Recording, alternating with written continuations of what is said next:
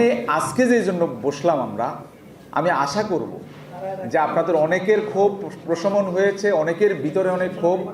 আমি আসলে এই স্পেসটুকু করে দেওয়ার জন্য এখানে ডেকেছি। এবং এই যে বিভিন্ন মত পথের মানুষ, আপনারা সকলে একমত হয়েছেন, প্রত্যেকের বক্তব্য থেকে কিন্তু আমি নোট নিয়েছি।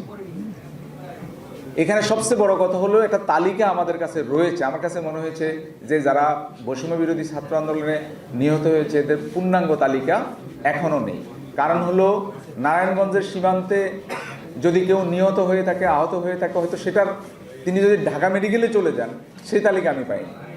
আবার অনেকে এখানে তার স্থায়ী ঠিকানা এখানে না, কিন্তু আমরা কিছু পেয়েছি। আমি এখানে বিশেষ করে পুলিশকে অনুরোধ করব, আর হসপিটাল থেকে আমি সিভিল সার্জনকে বলে রেখেছি, আর বিশেষ করে সাংবাদিক ভাইরা আপনারা আমাদেরকে এই তথ্যগুলো দিতে পারেন। যেমন